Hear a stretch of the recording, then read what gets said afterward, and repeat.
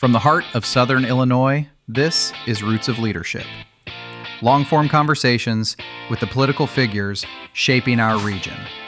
Not just what they do, but who they are and how they got here. This episode is sponsored by the Little Nashville Cafe in downtown Marion, So Ill Cinema, and Swinford Media Group. Senator Fowler, thank you for being here for the first ever, and who knows, maybe the only ever, Roots of Leadership podcast.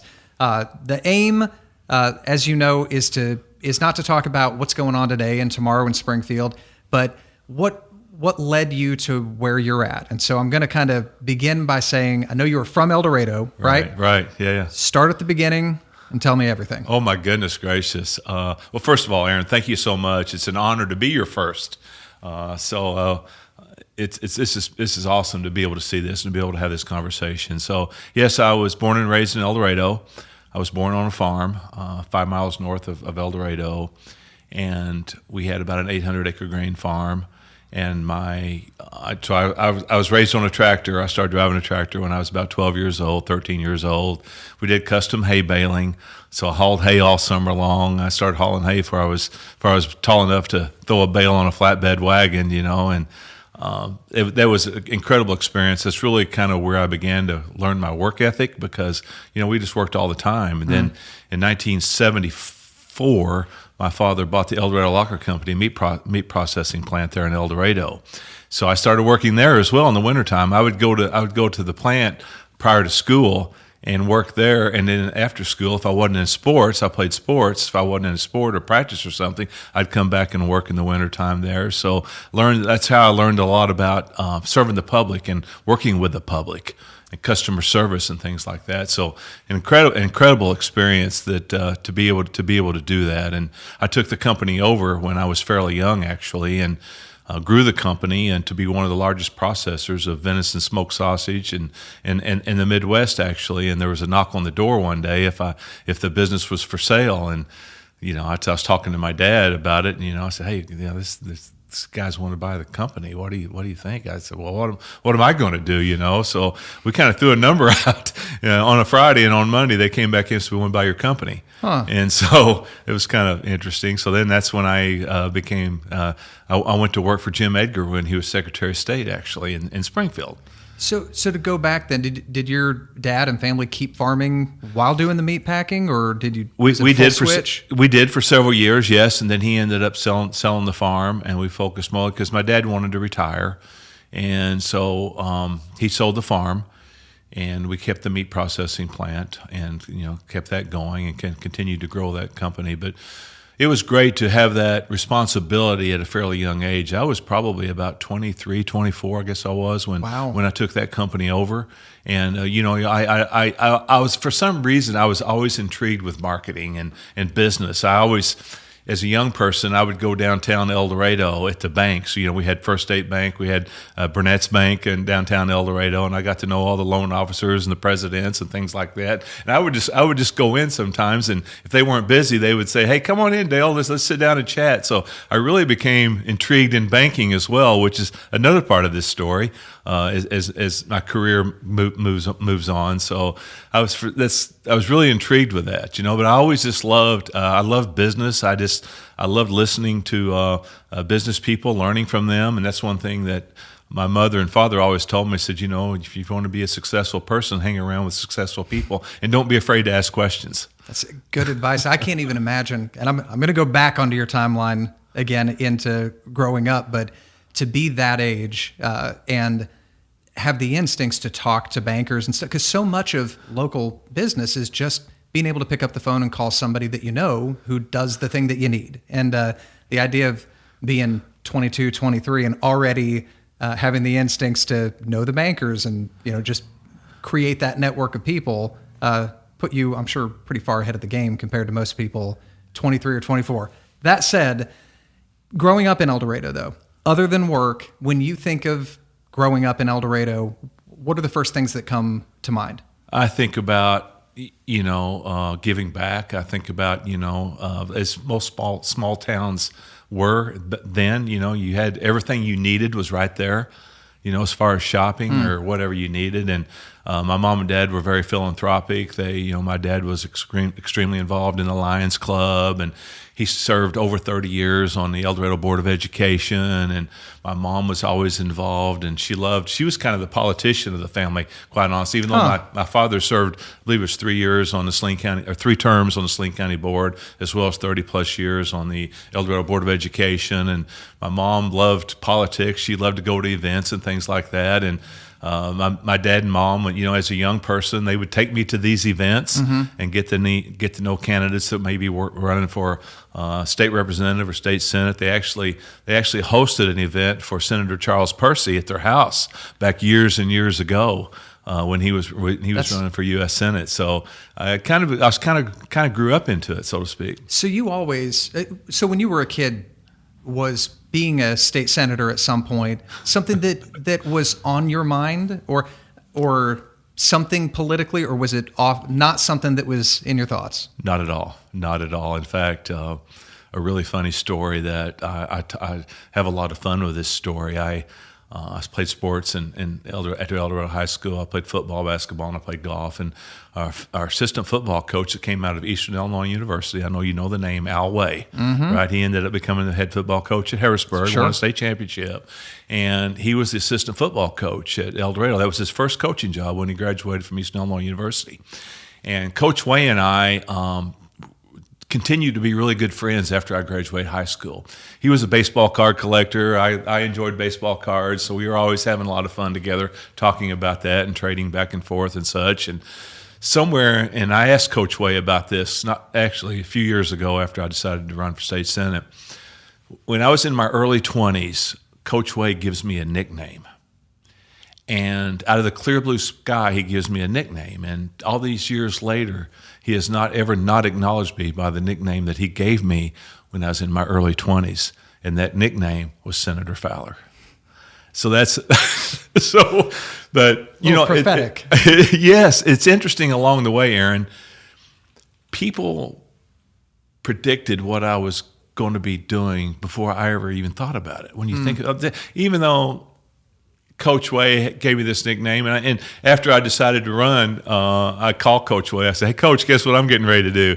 And so we've had a lot of fun with that. But along the way throughout my life, people would say, "Hey, you ever, maybe you may grow up to be a state rep or state senator one day or something like that." So I never didn't even think about it, especially even as I got older and the conversation. I served a term on Saline County Board. That was actually my first elected position in the year 2000. Served a 4-year term, and then became a member of the Harrisburg City Council after I moved from El Dorado to Harrisburg in the 80s, and it became mayor of Harrisburg and such. But people along the way would say, "Hey, you're going to be a state rep or state senator one day," or something like that, and I would just kind of laugh it off.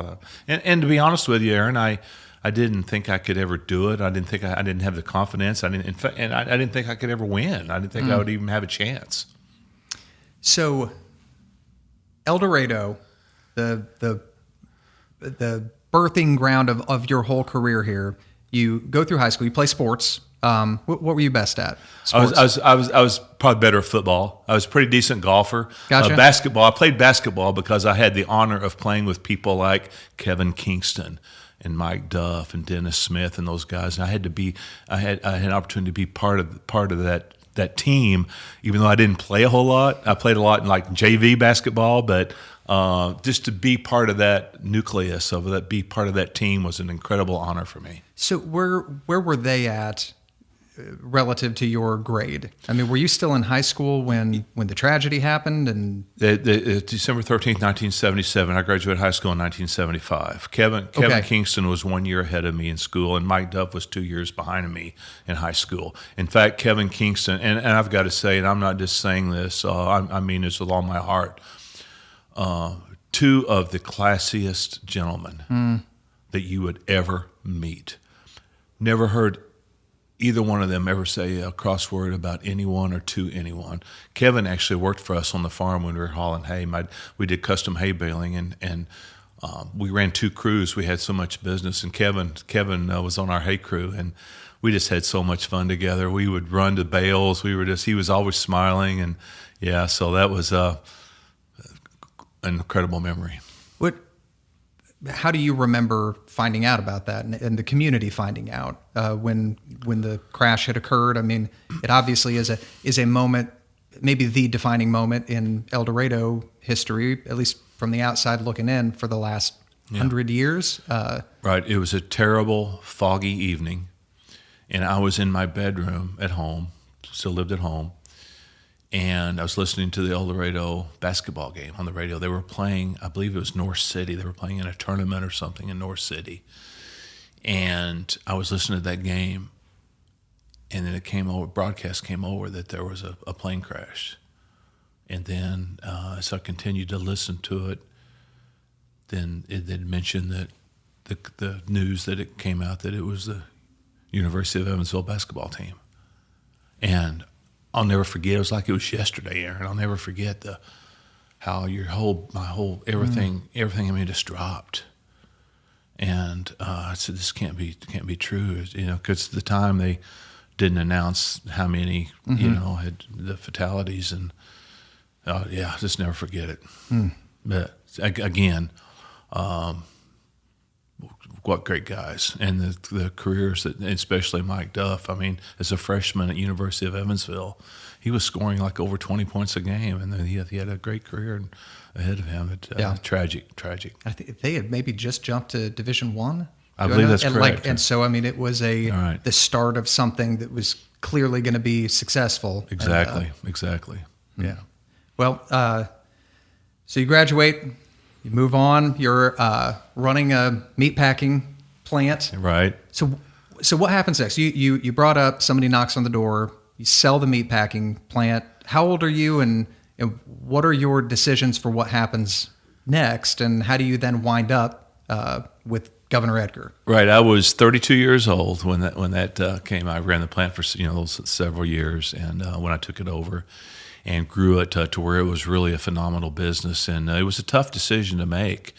But my father, he always, and mother, but especially my father, he would always say, Dale, I want you to make the decisions that's best for you. Yeah, sure. Would he give me advice? Absolutely, I would. He would.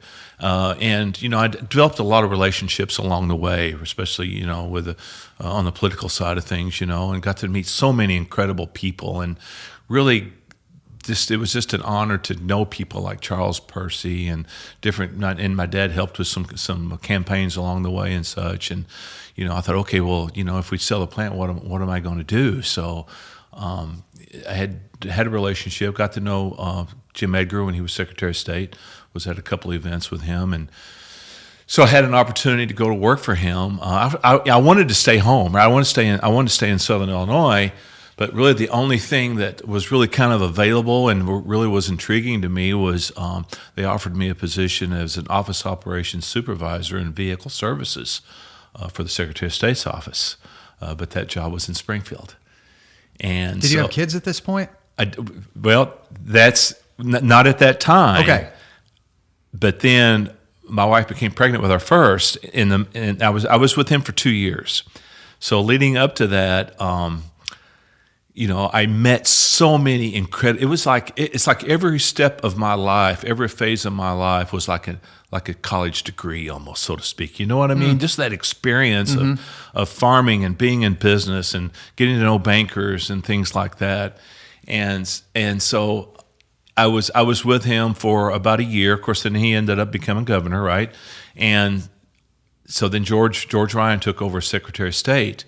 He was elected Secretary of State. Not to interrupt, but that occurred while you were working for him? Yes, he made the transition. Right. I was with him. I was with Secretary of State from March of 1990 to June of 1992. Right. And everybody in the Secretary of State administration said, Dale, this is where you need to be. Because I was talking around, said, I'm thinking about, trying to find some opportunities back home. I just, just kind of love where we live, right?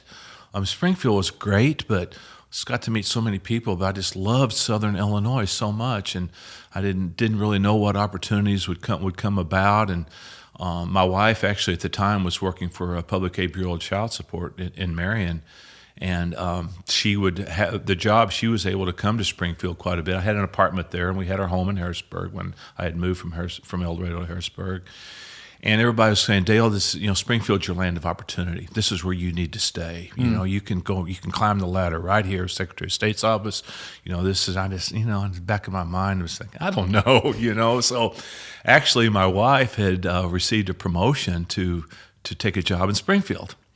And so I thought, okay, this is going to be probably where we're going to land. So I'll never forget, Aaron, we're there on a Sunday afternoon in Springfield. We're driving around, and she's pregnant with our first, and we're driving around looking at subdivisions, and we're talking to different people about the school districts and things like that. Nothing bad, but and finally we look at each other and we said, we really want to do this.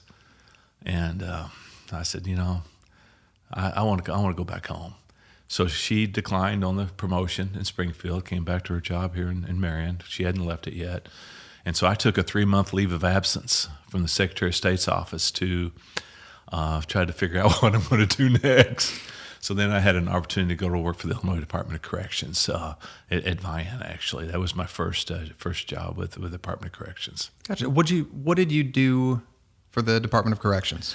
So I took my first job was called I got into engineering. My first job was called a stationary fireman over the physical operation of the heating and air of the facility. And then I took that job and really had to pay my dues. And that's one thing about my career. I was never, along the way, I really had to pay my dues, which is the way it should be, right? To climb the ladder, so to speak. Mm-hmm. And so I took that job, and it was difficult because I spent a lot of evenings there. I worked a lot of evening shifts. I was there on weekends and evenings and leaving my family at home. But that's what I needed to do for a job. And then I had an opportunity to promote to a position called stationary engineer at Shawnee Correctional Center. So I took that job, which got me on regular day shift. Took over the physical operation. Then had an opportunity to become the temporarily assigned chief engineer at Shawnee Correctional Center. And then the chief engineer's position opened up at IYC Harrisburg, so I was able to transfer to IYC Harrisburg from Shawnee Correctional Center, which got me right back home in Harrisburg again. There you go. And then I kept that job till 2012 and retired from there because I had the opportunity to go into business development banking, which goes back to my childhood memory. I created my foundation 23 years ago, which we may touch on that in a little bit, which is very important to me. And I'll never forget my first, if I could lead into this. Sure. My first, really, not first, my volunteer job my volunteer work that I did philanthropically was I was the president of the United Way of Saline County, then ended up becoming the president of the United Way of Southern Illinois. That was my charity work that I did, volunteer work that I did, and created the Clothes for Kids program, 23 years ago actually. But Bill Bonin Jr. Was on the board as well with United Way, and we're at an event. Created a impact fund, community impact fund off of the umbrella of the United Way to start my Clothes for Kids program. And we're at an event one day. I'll never forget. It was at Russell Hill Winery. They had a fundraiser for our Clothes for Kids program. And Bill looks at me and he goes, he was always intrigued about IYC Harrisburg. He always wanted to know about the kids and things like that, even though I didn't interact with them a lot because I was a chief engineer, but I got to know them. I was around them a lot. And he was always intrigued, and I said, I'll never forget, it was like April of 2012. We're at this event, and I said, Bill, I received a note from State Retirement System that I first qualified to retire from the state of Illinois in August of this year, 2012. And so he had a long pause, and for some reason he goes, "You're going to retire, aren't you?" And I said, "No, I only have I think it's like 22 and a half years in, something like that." And he said, "You need to retire." And I said, "Bill, I can't." I said, "I got I got 2 kids in school. I can't." And he said, "No, you need to retire because you need to go to work for us as our business development person, business development director, officer at People's National Bank." And so guess what? Guess the flashback I had about my childhood walking into these banks. I thought, you got to be kidding me, you know? So after a few weeks of talking about it, I decided I retired and went to work for them as business development officer. And that's a position that you still hold, right? I still do, yes, I do. I love business. I love networking. I love trying to create opportunity. We brought a lot of business in. I just love networking with businesses. That's I learned that from taking over the meat processing plant, right? And working and being around bankers and just getting to know people. I wanted to be around successful people. I wanted to ask questions, and learn from them. And so, yeah, it's been a lot. It's been a great ride. All right, so that bookends, so to speak, at least brings us current on your professional career. Go back. You said 2000 was when the first election you ran in. What motivated you to do that in the first place? And we'll parse through some other pieces to it. I know nothing of that election or campaign, but what was the thing against the backdrop of you have a job, you're raising a family, you've moved back to Southern Illinois, you've committed that this is where you're going to be, and you decide to run for the Saline County Board? What was your thought process? It's like every stage of my life, Aaron, is like, especially the older I've gotten, it's like I look back and I'm like, well, this was meant to be for me to be here, be there, be there. That progression is like, it's a God thing. There's no doubt about that. But, I mentioned my father spent, I believe it was 3 terms on the Saline County Board in between when he wasn't on the El Dorado Board of Education and such. And I always heard a lot of compliments about how my dad just brought a lot of common sense to government, to the county, to try to do what's right for everyone. It was never about politics to my dad.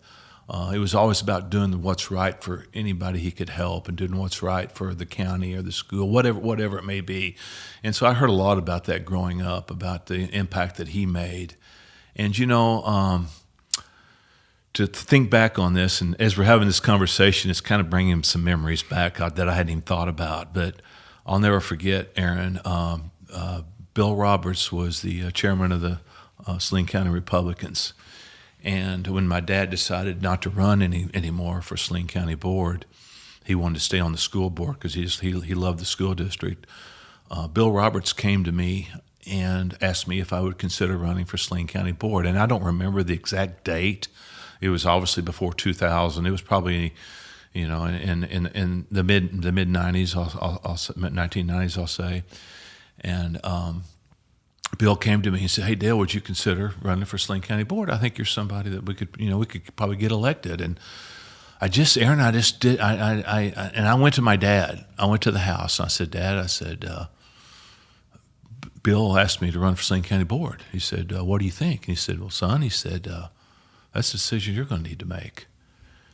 And he said, "I'll be behind you, whatever you decide to do." And so I left and I thought it over, and I decided, I really didn't have the confidence, to be honest with you, Aaron. I really didn't have the confidence. To be on it or to win? To win. Okay. To win. I didn't have the confidence that I could do it, or I knew I could probably do it, but I didn't have the confidence that I could win. I just didn't have that in me at that time, or it just wasn't meant to be. So Bill called me up. He said, "Hey, son," he always called me son like he did a lot. He said, he said, "Come by the house. I want to talk to you." So I did, and he said, "Well, what do you think?" And I said, "Bill," "I'm just not ready. I'm just not ready." And I said, "I'm sorry, but I'm just not ready." He said, "Son, I understand." So I went back to Dad, and I said, "Dad," I went to Bill's house, and he said, and Bill asked me again. He said, "What'd you say?" I said, "I'm just not ready, Dad." And he said, "Well," he said, "Bill understands. He understands." So guess what? The next election, I get a call from Bill. He said, "Dale, I want to talk to you." And he asked me again, kind of the same scenario, and I declined again and went back to Dad. He said, "Well, Bill understands. He understands." And Bill did. He understands. The next election, Bill comes to me again. Actually, in between that, the second time he asked me, this is bringing more memories back again, Aaron, along the way. So the second time he asked me and I declined. He said, "Okay, son." He said, "I'll tell you what." He said, "I won't ask you again, but just promise me one day you will. Just promise me one day you will." I said, "You have my word." And so the next, and in between then, Bill passed away. And the next election come around, and Monty Field took over as the county chairman. And I get a call from Monty. He knows nothing about this, right? I get a call from Monty, and he said, Dale, he said, we just had a meeting, and we think you'd be a good candidate for Saline County Board. So guess what? Memory, right? So I said, Monty, let me think on it. So I thought on it. And obviously, all I could think about was the commitment that I made to Bill. So I went back to Monty a few days ago, and I said, Monty, let me think about it. He said, well, just let me know. And so I called Monty up on the phone, and he says, boy, Monty goes, I didn't know if I'd hear from you or not, And I said, Monty, I'm gonna give it a shot. And he said, oh, great. So guess who I go to next? My dad. Go to the house, and I said, Dad, I got a call from Monty. He asked me to run for Saline County Board. He said, oh, he did? And I said, yeah. He said, what'd you tell him? And I said, I'm going to do it. And Dad looked at me and said, I'm proud of you, son. I'll never forget it. Yeah. Wow. So you run for it then, and was it close? Did you? This is actually when the first time over, I don't know if ever, that it's a 13-member Saline County Board, right? And there were seven Republicans elected. I think I finished like maybe third, something like that. Third or fourth, right around in that range somewhere. And so, we did. And then 4 years later, I decided to run again and didn't work very hard at it. And I ended up out of 7 out of the 13, or I forget exactly how it broke down, but I was elected by 3 votes. And then there was a recount, or the absentees, whatever it was, and I ended up losing by 1 vote. Wow! I lost by 1 vote. Yeah. Now, were either of those? So this is your introduction to really political life publicly, putting yourself on a ballot and up or down. Right. Were these contentious campaigns? Either of them, or okay? Not at all. I really didn't know what to do. I mean, I'd watched my dad, do some things, but I didn't go out and I didn't knock on any doors, or I didn't. I was busy too. I was working all the time. I was working all the time, and I didn't do my due diligence, to run a proper campaign. I really didn't have anybody helping me other than my mom and dad going out, hey, please vote for our son, But I didn't do a very good job of campaigning. I really didn't. All right, so that puts you at 2004. You're now off the Saline County Board, and so what happens next? I mean, at that point, did you think you were one and done? And because losing an election it makes you a little bitter for a little bit. But so where were you at then, and what was the process then to the next step politically? Well, we're just really intrigued with business, and really just kind of took a step back from the politics. I would go to events. I'd be a supporter, a donor or whatever, buy a ticket to a barbecue or things like that. I wanted to stay involved, because I just love the part of getting to know people and listening to the stories, listening to the politicians when they would get up on a stage and speak. I enjoyed listening to that and learning from that. That was just part of maybe what I was supposed to be doing at that particular time. And I'll never forget, if I can move into the Harrisburg City Council, that kind of is my net. Let me pause you first. Sure. Because I probably should have asked it this way. What did you learn from that loss? I learned that you got to work at it. You can't just, even though especially in El Dorado, obviously we had a good family name. My mom and dad was really involved in a lot of things in El Dorado, and really wasn't all that involved outside of El Dorado, because I'd mentioned earlier, everything you ever needed was right there in El Dorado. You really didn't have to go anywhere, and I was working all the time. But I learned that I should have worked a little harder, more than anything, because you think, I won by 3, and when the returns came in, I was in the living room when the final returns came in, and where I was up by 3 points in the last position, I was up by 3 points. And I'll never forget my my wife had heard it. She was listening to it upstairs. And our son at the time, which was, he would have been, he was about 8 years old, I believe, at the time. And he came running downstairs and jumped on my lap and said, "Dad, you won, you won." And I guess he could just sense that the feeling I had about it or something. And he went back upstairs. I don't remember what was said at that time, Aaron, but came back upstairs, and my wife, Jill, came downstairs. She said, "Ben's confused because he doesn't seem like you're really excited about it." And I said, "Well, I'm afraid it may not be over," you know? Yeah. And it wasn't. I just had that inclination. So how much time passes before you take another on-ramp into putting your name out there? Right. So, when I moved to Harrisburg, and I moved to Harrisburg in the mid-'80s, actually, and, involved in a lot of things, especially with the foundation. I was really doing everything we can to clothe children and all this, with our Clothes for Kids program. That was something I'm extremely passionate about, of course. But I believe it was in 2012, the current mayor of Harrisburg, Eric Gregg, he took a job on the Prison Review Board. And you can't, when you're on the Prison Review Board, you can't have any kind of income from another source. So he had to resign as mayor of Harrisburg. So he did, and the council appointed Commissioner Ron Crank to fulfill Eric's position as mayor. And then I get a call from Ron Crank. He said, "Hey, Dale," he said, we need to fill my spot on a city council." He said, "Would you be interested?" He said, "We'd love to have you on the city council." So I said, "Let me get back with you, Ron." So I thought about it, and I said, what the heck, this would be great. I'll give it a shot. Yeah. So I called him up. Said, "Yeah, it'd be an honor, Ron. Thank you." So I was appointed as to the Harrisburg City Council, and then unfortunately, probably maybe close to a year later, Mayor Crank passes away with brain cancer. Very unfortunate, and the council asked me to fulfill his term as mayor of Harrisburg. So I graciously did. And then I ran for a 4-year term in April of 2015. Didn't have anyone running against me, so I was elected to a four-year term in April of 2015.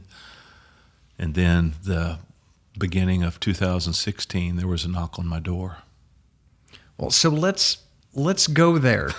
So we've got, and I do want to go back at some point and talk about the foundation and Sure. how that started, but to stay on this sort of through line, it's kind of interesting that you had lost in 2004 and kind of sat out, and then all of a sudden doors seem to be opening, and you say a knock on your door. What does that mean? Who's knocking, and what are they saying? Well, I had some knocks on the doors, but there was a phone call that came down from the Senate Republican campaign team, and wanted to meet with me, and wasn't for sure what was going on, but and so we had lunch. We went out for lunch, and they said, "Hey, we've done some research. We've done our due diligence, and we think you could be a good candidate to run for state senate in the 59th district. Would you be interested?" Of course, I was extremely honored and flattered that they would consider me. And again, it was like, of course, guess what I'm having flashbacks from, right? Coach Way, right? And let me think about it, I'm going to have to really pray about this. I'm going to talk to my family, and again, there was that confidence factor. Oh my goodness. Well, and so if I can dive into that, Sure. just contextually, 14-year incumbent, other party, and I grew up in Southern Illinois, and at the time, and some good people had made valiant efforts to try and unseat the other party, Right, and no one really came close, and it was just sort of a way of life down here. In fact, it's kind of flipped to the other way right now, and life and politics are like that. So it would have been a real tall order at the time for anyone to believe that they could win that race. So what was your thought process, and at what point, or what made you say, you know what, I'm going to do this? You know, Aaron, thinking back on that, my thought process was watching how my father conducted himself along his path, his positive attitude and things. And, I thought about it for quite some time before. And I would be I'd get phone calls. I'd get phone calls. Hey, what are you thinking? What are you thinking? And finally, I came to the conclusion one night, Aaron. I said, you know what? Here's what I'm going to do. I'm going to give it a shot. Thinking to myself, right? Of course, I obviously had many conversations with my wife. Sure. And I said, here's what I'm going to do. I'm going to give it a shot. But here's my platform, and I will adhere to it. I will run a clean, honest, and ethical campaign. I will never one time mention my opponent's name, and I will never talk negatively of my opponent along this path. And you know what? I'll give it a shot. You know what? If it works out, if it's meant to be, it'll be. If it's not, life's going to be okay. And that was the platform that I established within myself. And when the state Senate Republican organization brought their first person on board to write a press release that I was going to run, we're meeting, and he had the release written. We had talked a little bit along the way. He had the release written, and I'm reading it, and the very last paragraph of this press release that I was going to run for Illinois State Senate, 59th District, is a very negative paragraph about my opponent. And I read that, and I read it, and I looked at him, I said, everything looks good except I want this paragraph completely taken out. And he looked at me like, what? I want it taken out. I said, I will never mention my opponent's name. I will never talk ill against my opponent along this whole route. If it's meant for me to be the state senator, I'll be the state senator. If not, then this is the way it is. And I'll never forget, he looked at me and he goes, you know you're running against a 14-year incumbent, right? I said, yes, I do. Very well. He said, if you don't go after your opponent, you're going to lose. I said, okay, then I lose. I'm not doing it. And I didn't. And my platform along the way, Aaron, was, when it started picking up about how I was going to run my campaign, my platform was, wouldn't it be great if you could run a clean, honest, and ethical campaign and still win? Maybe that could possibly set a precedence for other campaigns, other along the way, that this is what you can do and still win. And I held true to that. And I think you are known for that. In fact, even as I was asking the question, I'm saying things like the other party, because you do an excellent job of trying to not be divisive while trying to do the right thing. That obviously you can do the right thing without having to, damage things along the way. And I know that you don't like, I think in a way that has given you a lot of respect, not just in the Republican side, but everybody. It takes it to all the petty things to the side and really conveys that you're trying to do the right thing here. And I agree and wish more people did that. But into a little bit of the political nuance, if the state was, in there helping with you and providing funds in a campaign, what was it like telling them I'm not going to do what your people are telling me to do? Because in my more limited experience, I mean, they have a playbook and they run both sides, and honestly, I think everybody thinks the system is broken, but it is the system that everybody is using, where it is just, trash your opponent and all of that. What kind of pushback did you get? And was there a point when they didn't believe you could get over the finish line because of how you were running your campaign? And what was that like? Great question. When I say that I would never mention his name or talk ill of him, and that was any funds that I raised that came into my campaign, that was my platform. Now, the state party, my name would not be attached to any publicity that came out about my opponent. My name was not attached to that, and that was the platform that I adhered to as well. Because you couldn't always control what the state party would do, but I could control what Dale Fowler does. Sure. And they finally realized real quickly that I meant business, and this was the way it was going to be. And when the party, after I announced, and the campaign, they started assigning staff to my campaign that would come down, and we had some difficult conversations, but they quickly realized that it wasn't going to change, or I wasn't going to, this was the way it was going to be. And I'll never forget when the first.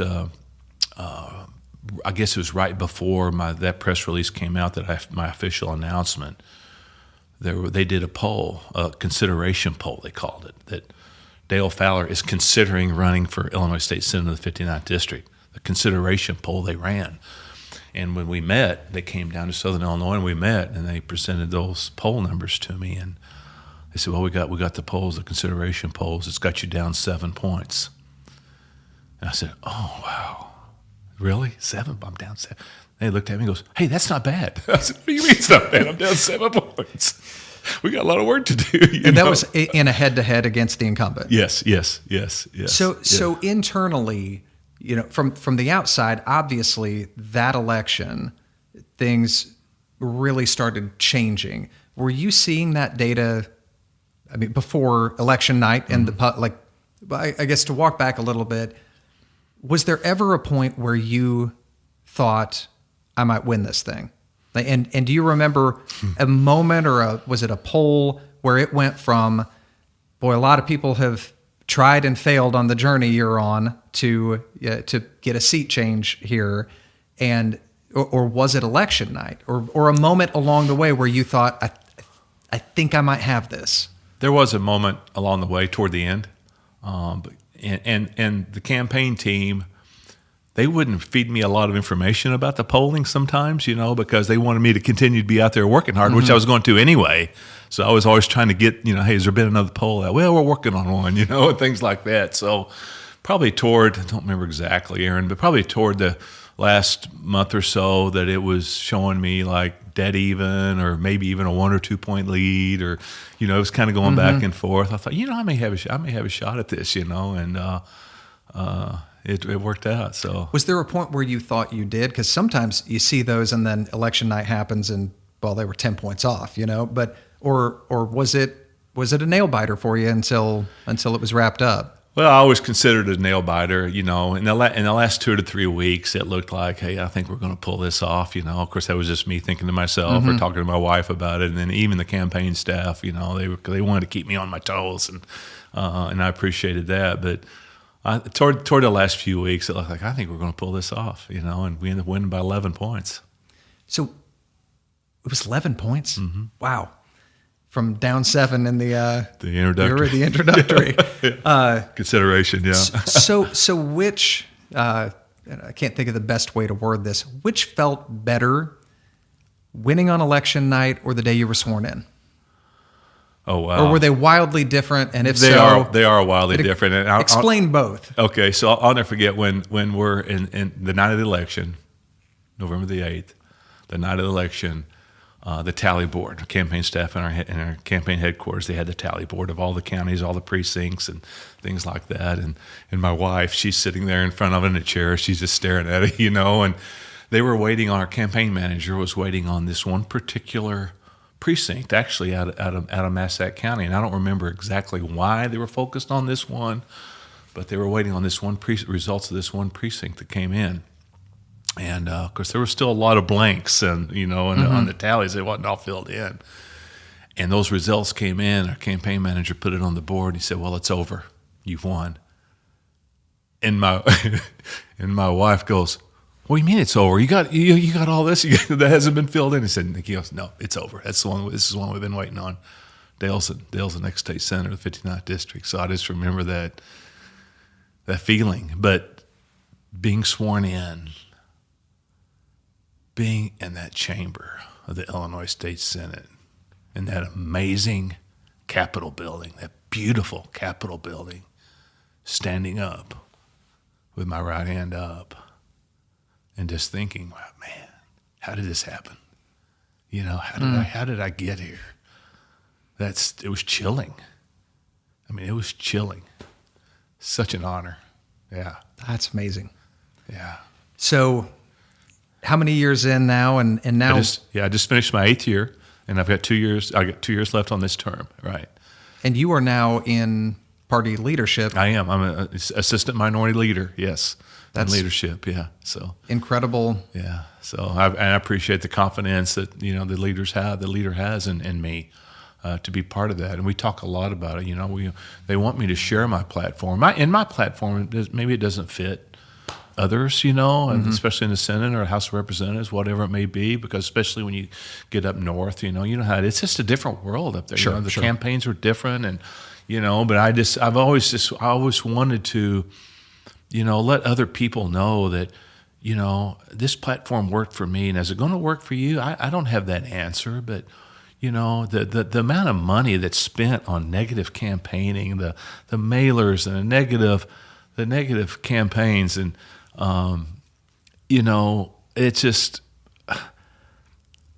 it's terrible. I mean, that money could be used to help more people, or just to let them know what your platform is, what you want to accomplish.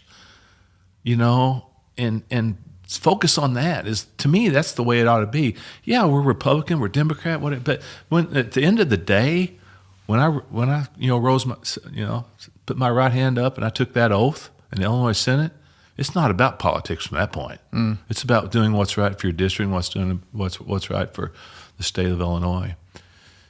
And what would you say to somebody who's toying with starting a campaign or wanting to get involved with this stuff, because you've seen the negative side, and it's one of those deals again where everybody sees it, everybody hates it, everybody wants it to change, but nobody seems to be leading the way, present company excluded, of making that kind of change. What would you say to somebody if you were to encourage them to run a more or a less offensive, less negative campaign? I work with a lot of youth, and a lot of young people that love that they've interned with me throughout the way, and that I've met in schools and things like that, and want to be involved. They want to come and meet with me. They want to ask me, and that's the one thing, because at the end of the day, and one thing, Aaron, when in this platform, when I established this platform, the night of election night of November the 8th, I told myself, at the end, when the results are in, win or lose, you got to look at yourself in the mirror. You got to look at yourself in the mirror and to know that you did the right thing. That was important to me, that I could look myself in the mirror and said, you held your ground, you did what you said you were going to do. And and I think it's one reason why Leader Curran, that maybe an assistant leader, is they want me to spread to some of my and there has been some that have picked up on this. Again, not that necessarily it's good for them, but it was but I just feel like people, as you mentioned, people. You get these negative mailers and they're photoshopped, and people, guess what you do with them, right? People just toss them straight. That's not where money needs to be spent. If you're going to spend money, and I don't like to do that, but I just want to talk about my platform. I want to talk about what I want to accomplish, and I want to prove what I accomplish, and that takes time, of course. Time you get in, but I had a little bit of background, of course. Being on a county board and some of the things we were able to get done as mayor of Harrisburg, so I kind of had developed initiative of trying to get some things done for especially economic development, because that's something I'm very passionate about. Was it, and I'm jumping out of line a little bit, but being a mayor and being more local, you can have some more immediate impact because you're at the top of an org chart. You're able to move the wheels a little faster. What was it like getting into the Senate, and now you are one of many in the minority party fighting to do things for your district, but without the same kind of tools that you have as a mayor to just quickly make a decision about a house that needs to be torn down, or what was that frustrating, or did you see the long game and in working, or did you just start building relationships, or what did that look like? Solely about building relationships. I knew I was going to go in and need to build relationships. I need to build relationships, especially with the majority party. And that's the first thing I did. I wanted to get out. I wanted to meet everyone. I wanted them to get to know me. I knew it was going to take time, especially for them to get to know me, of what my platform is. And I wanted to work with them. I want them, because, I'm here to represent the 59th Senate District, 215,000 constituents, 14 counties, all parts of 14 counties that I represent. I'm here for them. They're the ones that elected me. And to be able to get things done and bring things to my district, it's about developing relationships. I'm not a bomb thrower. I don't do it. I don't do it. No matter who's in control. I came in under Governor Rauner, right? And I didn't always agree with everything he did. But we had that relationship that I could go in and have that conversation with him, just like I do with Governor Pritzker now. He knows what my platform is, and he knows I'm going to fight do everything I can to bring resources back to my district. And I do that and I feel like we've done a pretty good job so far. We still have a lot to do that I'm looking forward to getting done, but it's about developing that confidence that hey, I'm not here to try to make you look bad. I'm here to try to do what I can for the district that I serve. In that time, then, in the 8 years that you've been in, what are some of your proudest accomplishments? Because you went in with, maybe some people that you knew from your time living in Springfield and being around politics, but you're a brand new state senator, minority party, starting from ground zero. Yeah. What are some of the things you're proudest of that you've been able to do in this role? Well, one thing I'm really proud of is, and as you all know, and almost everyone in Southern Illinois, is what we have to offer as far as tourism is concerned.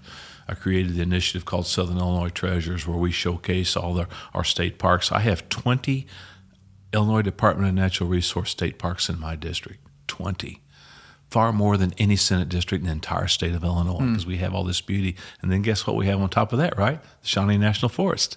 So I love promoting that initiative to bring people into Southern Illinois to see what we have to offer, because it's amazing, and that process has been working. But along the way, I've been fortunate to be able to get a lot of substantial my share, if not more than my share, of capital dollars coming into my district with the building of 2 ports. We're still working on the Carroll project. The port in Shawneetown is getting ready to go out for bid. These are going to be huge developments. Working on getting the Golconda Job Corps repurposed, San Damiano, and just Rito Link here to be able to work with Department of Commerce and Economic Opportunity to be able to get edge credits, edge grants, and things like that, grants for development. I'm working with several companies right now. I've been traveling around the country, actually, which I didn't realize I would be doing when I became a state senator. I've been traveling all over the country, meeting with companies that are looking at coming into Southern Illinois. And you see what's happening here. You see what's happening everywhere. We have a lot of great momentum right now, and it's just been an honor, and it's so neat to be a part of that, to be able to promote Southern Illinois for what we have to offer.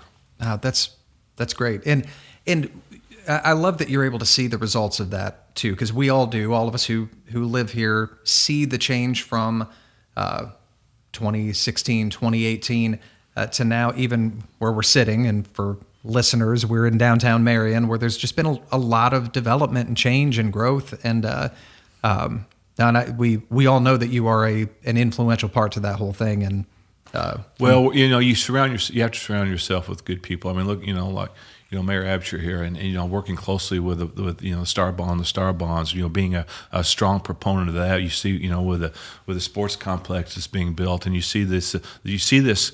And when I go around, especially I spend a lot of time in Chicago in meetings and things like that, and I love talking about Southern Illinois. I say, you said, yeah, we're here, we're seeing what's going on, we're hearing about what's going on down there. How you get, it's just you start this momentum, you get this enthusiasm going, positive enthusiasm going, and it spreads, and you're starting to see it blooming to other parts of Southern Illinois, in some of these other areas that we have, that we're so fortunate to have. So it's fun to be part of that, to boast about what we have down here, because it's true. It's true what we're doing, and the momentum that's being created, and to see that continue to grow and be a part of that process of these companies that are coming to me and wanting me, hey, can you help us with this, or do you have any ideas here? We're looking for property here or property there, or working with our mayors and our county commissioners and boards and things. It's fun. That's great. And what you've been able to oversee in the last several years is just, I think it's amazing. Coming from the side of I'm a spectator on the outside and just get to live here, it's amazing. I've got some questions here for you. We've hit a lot of your leadership stuff. What was the defining moment when you realized that this was your calling? Wow. Been a lot of signals along the way. I guess when that knock on the door, we've done our due diligence, we've done our research, and start having the flashbacks of, the people along my route and the way I was raised, that had more confidence in me than I actually had in myself. As I'd mentioned a few times, I didn't think I can't win this. I can't do that. I don't have the confidence to do that. I mean, I was really hesitant about the negativity that could come out of this. And if I may, I'll never forget, Aaron, it was the morning of July the 5th, 2016. The election was November 2016. Harrisburg Superintendent Mike Gouch, who took over from your father, right? Mike and I, as a mayor, I was always involved trying to help the school district as much as I can, as well as I did with your father. But it was like 7:10 in the morning, I get a text from Mike Gouch. And he called me, because I was mayor at the time, right? He said, Mayor, call me as quick as you can. I thought, oh my goodness, what's going on? So I call him up, and Mike goes, well, Mayor, have you seen it? I said, seen what? The negative ad against you on TV. I said, no, what? Because people were saying, Dale, what are they going to say? I mean, you're clothing children, you're doing I said, oh, don't worry, they'll figure something out. I know how it works. Yep. I've been around long enough to know that. And so I sit on the end of my bed and I turn the TV on. And I sit there and wait, and there it came up, an ad about I was going to kick people, elderly out of nursing homes, and I was going to shut down schools, and I'm thinking I just wanted to wilt, and I thought, are people going to believe this? So I made a commitment to myself, and I upheld to this commitment too, Aaron, that I will never turn the TV on, I will never turn the radio on. I don't want to see any of the mailers. My campaign staff knew when I walked in the campaign headquarters, those mailers better be tucked away somewhere. My wife would instantly throw them in the trash if they came in. I don't want to see anything. So I thought, well, if I don't see it and I don't hear it, maybe it won't hurt me so bad. So I upheld to that till the election night.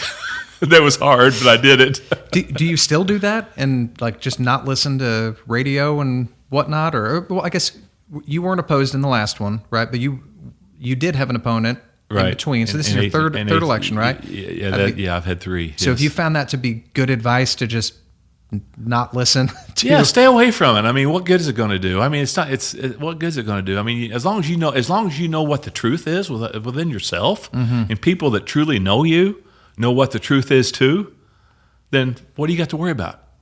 You know, I mean, yeah, you have to grow some alligator skin in this business. There's no doubt about it.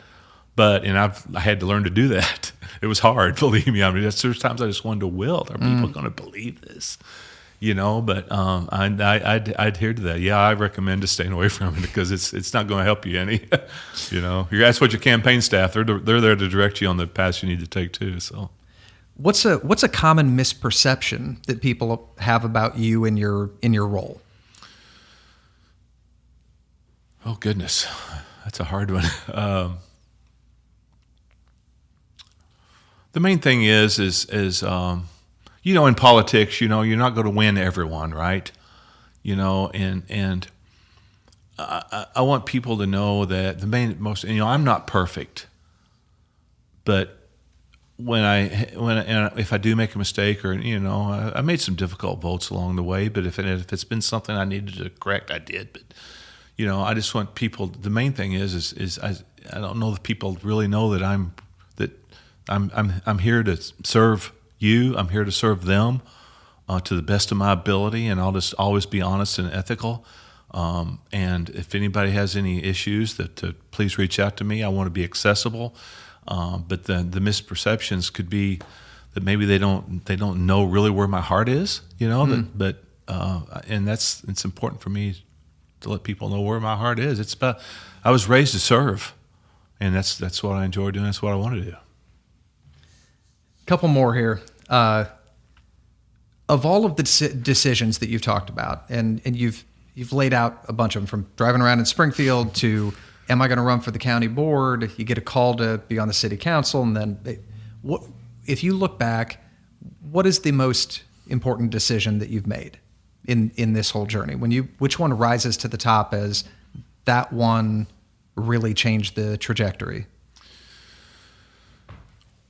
Probably, honestly, when I upheld my commitment to Bill Roberts.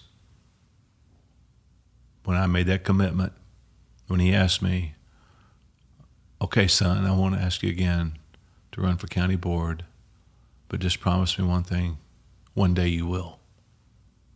So is there a possibility in there that had he not been that guy, that you wouldn't have ever done it, and these subsequent doors would have never opened? Possibly.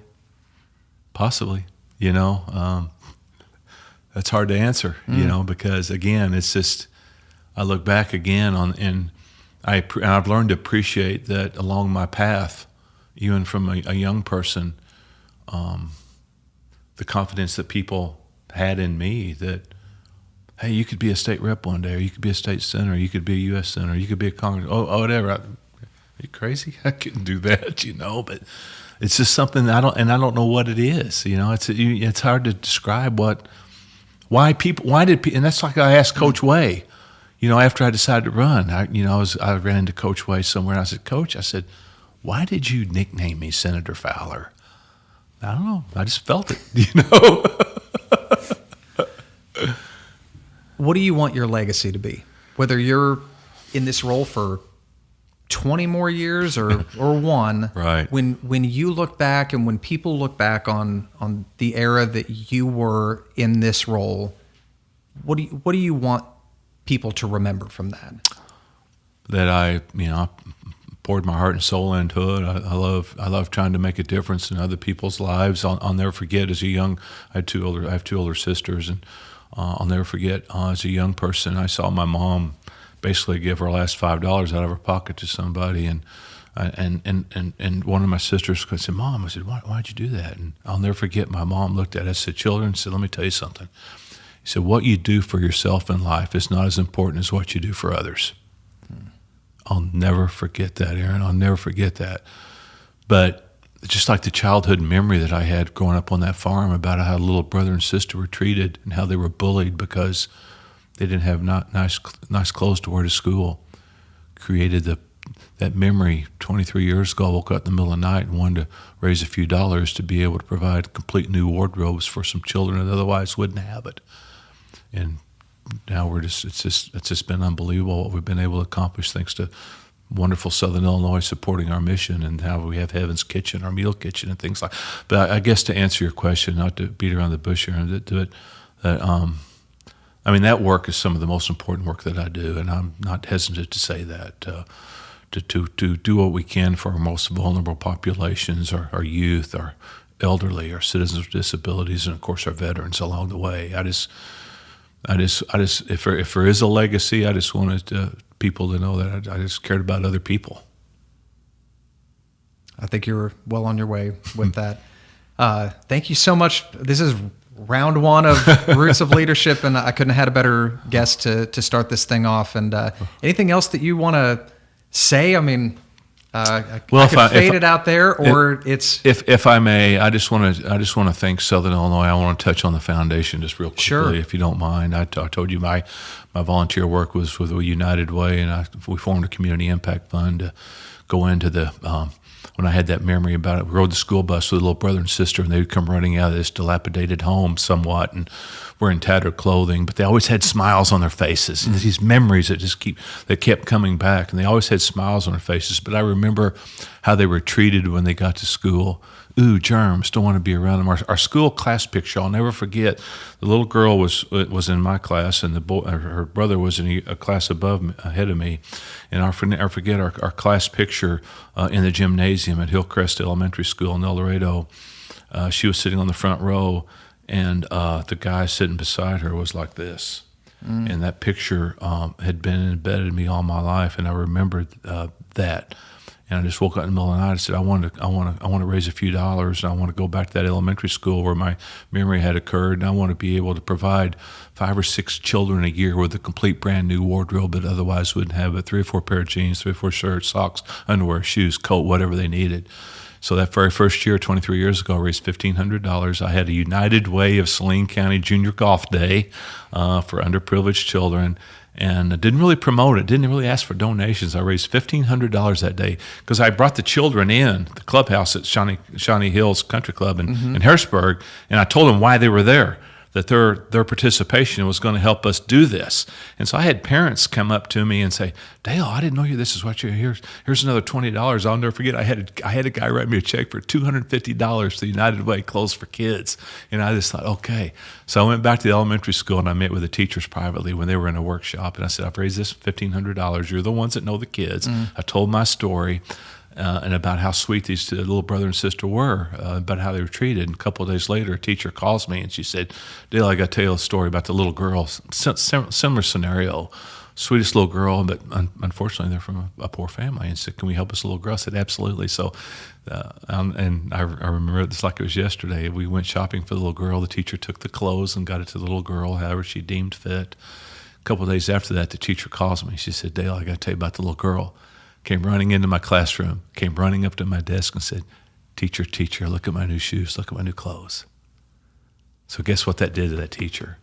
She couldn't wait to get into the lunchroom and talk about the difference of confidence and self-esteem within this little girl by having these new clothes, that she could now walk into school side by side with some of the most privileged. Fast forward 23 years, 2024, we provided complete brand new wardrobes to over 900 children. And I think we just reached our 20th county in Southern Illinois. Wow. And it's only because, and we have no administrative fees. We're just volunteers out doing what we do. I went around to the schools as we started raising more money, more people have given us, helping us out and seeing what the difference we're making in the lives of these children. And so I started going around the schools, meeting with the teachers, say, hey, I got a few dollars here, and the teachers said, and so now it's a confidential referral program through schools and social agencies. And then 6 years ago, last September, we opened up our first meal kitchen, Heaven's Kitchen in Harrisburg, and we provide somewhere around 350 to 400 home cooked meals on Tuesday night. Now we have a mobile food pantry. We're delivering food all over Southern Illinois, and I say that, and thank you for giving me this moment to talk on that, because it would not be possible if the amazing people of Southern Illinois didn't see the difference that this is making in these lives, and that support us. Well, that said, then, for most of the people who will listen to this will live here in Southern Illinois. If somebody hears that and has heard of those programs, has heard of the foundation, want to give, want to get involved, what do they do? Where do they go to reach out and say, I don't know what you need from me, if it's a body at Heaven's Kitchen or a check in the mail, Yeah. what does somebody do? Great point. And the thing about Heaven's Kitchen, we have organizations that schedule every Tuesday night, like baseball teams, basketball teams, youth groups, church, student councils, hospitals, staff come in and they volunteer and they get to experience the occasion. But yeah, I guess it was about 12, 14 years ago, we filed for our own 501c3 not-for-profit. So it's the FowlerBonnenFoundation.com is the website, FowlerBonnenFoundation.com. FowlerBonnenFoundation at gmail.com is the No hyphens, and No, can right. you spell that just so FowlerBonnenFoundation.com.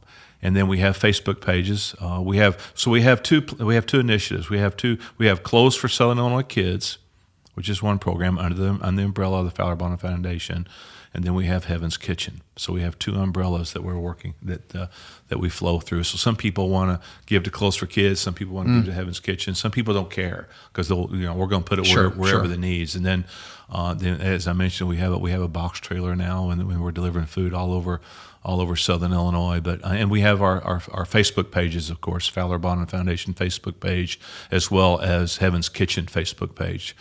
So we'll finish on this story. Sure, That's sure. okay. And I know maybe I've gone over my bounds. Not here, at all. So what created our mobile food pantry was 2 years ago when school started in August in Dongola, Illinois. We get a call from a school nurse because she had heard about Heaven's Kitchen, and we really didn't have, we don't really have a food pantry. We get a lot of donations of food, and if we need to put it somewhere, we will. And she was talking about a little girl that came in. She's a school nurse, and she came into her nurse's station on a Monday morning with a severe stomach ache. And the teacher, the nurse, found out that the little girl had very little to eat from the time she left school on Friday till the time she got back to school on Monday. So, and she had out of her own pocket was buying food to give to this little girl and a couple of other students actually to take home on Friday, so they would have enough food for the weekend.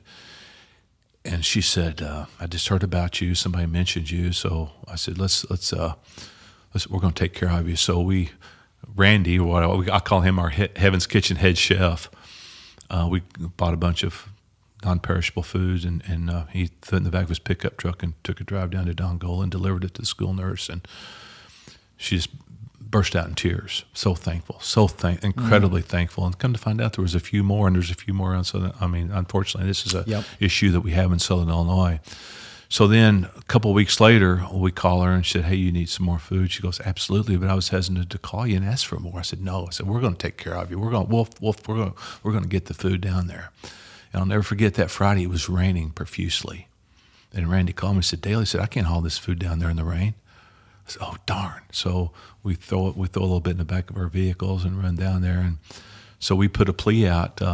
Amy, that does our social media for our foundation, we put a plea out. I just had the idea. I said, "I wonder if we could find like a box trailer," because this became a thing where as food was donated to us, and we have a Together We Can canned soup drive that we do too, that collect cans of soup that we can distribute and things like that. So we put a plea out. She put this graphic together of a box trailer just to see, hey, if there's one out there, somebody might want to donate, and didn't really get much attention, And a couple months later, I looked at Amy. I said, let's give it one more shot. Let's give it one more shot. So she did, and a few days later, we get a call from this gentleman. His name was Tom, and he said, "I hear you guys are looking for a box trailer." I said, "We are," and I told a little bit about the story and the need that we have we want to start delivering if we can, if the resources are there for us to do so. And so he said, "I'll get back with you." A few days later, he calls and he said, "Hey, I found you a box trailer down in Tennessee. I'm going to go pick it up. I'm going to donate it to you." And then Wes Sherrard, that owns the body shop in Harrisburg, he wrapped it for us, and now we have our Heaven's Kitchen logo on it and things like that. And now we're delivering this. It's just phenomenal, and I could go on and on and on about these kind of things. But I guess to answer your question, it's definitely some of the most important work that I do, trying to make a difference in the lives of others, and especially children. Well, I think you do, and I appreciate you being on. This wraps it up, and I'll add stuff at the end when I post-edit this with here comes the next episode. But Senator Fowler, thank you. Yeah. Oh, thank you, Aaron. It's an honor to be here with you. Congratulations. And Thank you. This is great that you're doing this. It really has an opportunity to showcase what all the great things that are going on in Southern Illinois and some of the great work that others are doing. I sure hope so. Especially yourself. Well,